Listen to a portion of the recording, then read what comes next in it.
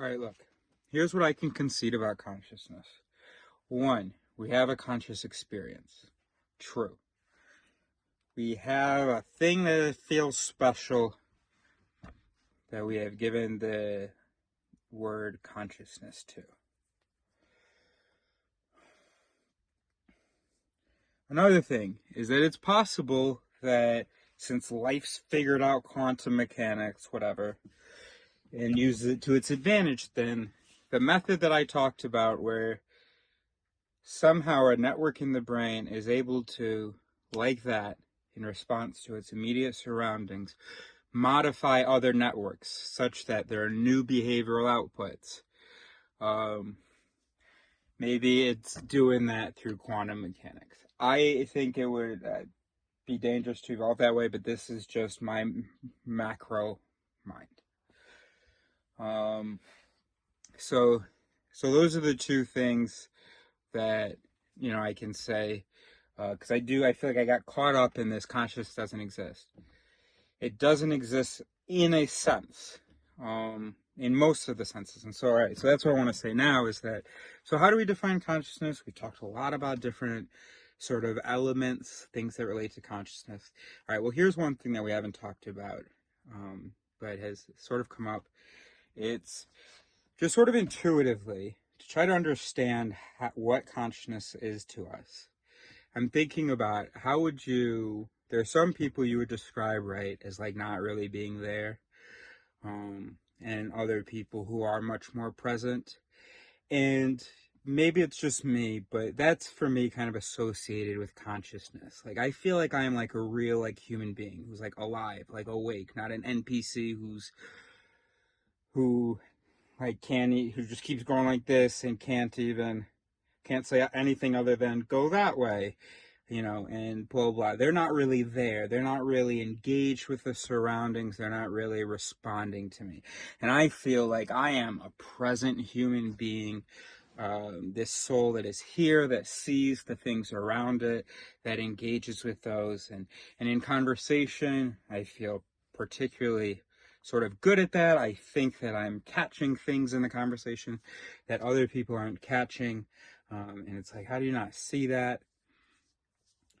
And so when there's like a person in our life, when it's like, how do you not see that? Is it just me, or do we feel like that for us, we would qualify that person as being less conscious? Is that part of our sort of sense of what consciousness is? Or some kind of this intelligence awareness, this thing, like either the thing is awake and alive or it isn't. So I think that our distinction between like a computer phone that isn't conscious, isn't awake, isn't alive, isn't aware, and a human being who is, and then sometimes we talk about, but some animals are too, they're sort of actually awake, they understand everything, blah, blah, blah. I think that our distinction is how the individual responds to the stimuli, how it pays attention to the things happening around it. And one thing that you learn when you start looking at the latest stuff in cognitive psychology, or not even the latest, past several decades, is, wow, we don't pay attention in the way that we thought we did. We don't see everything. That's just an impression that we have. The Invisible Gorilla, great book that talks about all these different illusions that we have of comprehension, of attention. They did the experiment, the Invisible Gorilla, where this gorilla walks across this basketball court and only like half of people notice that there's a gorilla. Now everybody watching this thinks, well, I am one of those half. I am awake. I am aware. I am conscious. I wouldn't miss a thing like that. But that's the illusion. That's not what I wanted to say in this video. I want to concede sort of, or whatever those two things were, give those two things. And I wanted to hypothesize about what consciousness might mean based on sort of what intuitive senses it's tied to. And I think that we could define those intuitive senses as, or we can say that when we see someone who sort of jokes keep going over their head, maybe they're just even staring at you, you know, they're not like doing things. You speak to them, they're like not responding, or they just keep responding not to your question. It's like, hello, can you hear me? They just keep maybe repeating themselves, and they just know there seems to be no engagement. Their emotions don't make any sense. Their emotions are to things that you don't see as happening. That person, they're gonna be less on our how sort of conscious are they? I think so. I think that's the difference between ChatGPT, which is a pretty incredible thing, which is like, whoa, it feels like, you know, I'm talking to a sort of another being, another human, another conscious soul, as opposed to my phone that just keeps giving me Safari results based on a misheard request. You've got literally brain dead people, completely unconscious, someone sleeping, not at all engaging with the immediate stimuli. But yeah, so that's an illusion. That's a myth that we are really sort of as aware as we think that we are. It's actually just that there's a whole bunch of stuff that we are prepared to be triggered by. And so it's harder to sort of see us glitch, I guess. For one human being to see another human being glitch, well, of course, that's because they have the same perspective, but it's harder to see that because a human being can keep having lots of different responses and lots of responses that seem compelling, lots of responses that respond to what's happening. So when you have all of that, and it's just a question of how complicated, how intricate the system is. When you have a system this intricate, that you say something to me, and yeah. Anyway, if you and that's why some people I know don't see me as like aware when I'm being maybe particularly quirky, or I don't know, or when I'm just observing, I don't know, but and they'll start to like be taking care of me or something, and maybe I'm exaggerating in my mind, but I know that of course that there are people maybe who are watching this that people will, I don't think this really happens to me, but people make jokes about you in front of you thinking you don't notice, and like you do. Okay, it doesn't happen to me. And also I hate that I just said that, because you might be thinking people like trying to tease you or whatever. No, that's not what I was talking about. There's nothing malicious, but it's just like, you know what, it doesn't matter. You know what, it doesn't matter. Can we just scratch all of the last 45 seconds or something? Okay. So if that is our definition of sort of consciousness, and if we realize that it really is a spectrum, we just don't have a whole lot of other species that can show us that spectrum, but we can see, so there are gaps in the spectrum, but we can go from like a plant that like it like responds to the sun, right? Oh, so it's aware, it's conscious. Okay, so that's like really small. And then, or maybe we have a rock before that, where it's only the most spiritual attribute consciousness to it, awareness to it.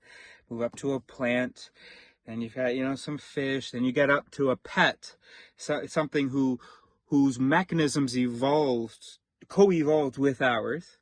So, whoa, holy shit, they're like responsive to things that I do. Oh my gosh, they're like so aware, they understand everything, they're awake. There's a real like soul in there. And then you get to humans, where it's, well, this person with words is responding to me. I, being a human, I have the perspective of being this thing, and things happen to me and I respond to them. That's true.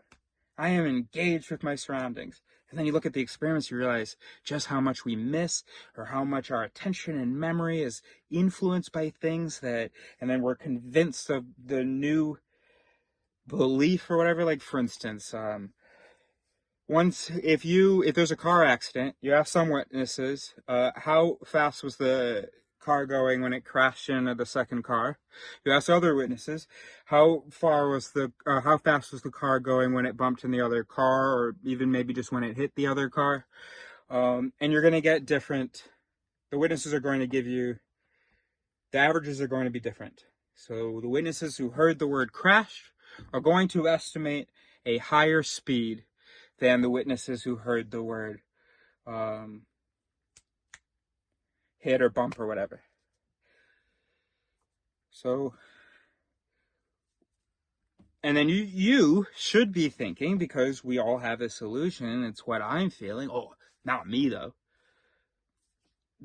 I saw the thing, had a speed in mind. I'm not going, oh, hey, just because you said blah, blah, blah. No, like, and I'm not like an NPC where you just do this little tweak in my code and you just completely change the answer. I saw what I saw. But no, actually, yes, that's what magicians and mentalists and psychics do. Actually, they take advantage of the fact that we are NPCs. All right, so the point is that if we say that consciousness is indicated by how nuanced your responses are to the nuances of the immediate stimuli, then that can simply be explained by us having a lot of really cool nuanced mechanisms in response to what is the stimuli we've been exposed to for generations. Which brings us to the big problem that we talk about on this channel, which is that our stimuli are now very different, and that's why we're destroying ourselves. We do not, and that's why we all really look like NPCs right now. And it doesn't matter where you are in the political, ideological, it's not even ideological, whatever camp you're in, whatever stuff you tend to like, it's when in a divisive time like this, don't you agree with me that the people who like disagree with you are like NPCs? Like, they're just brainwashed, not conscious, not awake, right?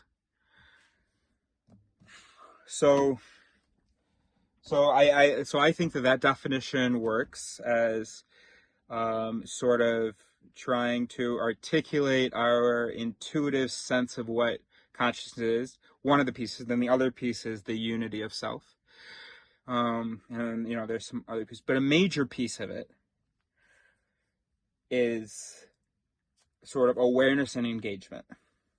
We are not as aware as we think we are. Our engagement is not as nuanced, is not as developed as we think that it is. Oh, that's an illusion. And so there's no need for quantum mechanics as to magically explain some other thing. We have a brain that responds to so many different stuff in its environment, much more stuff than other species.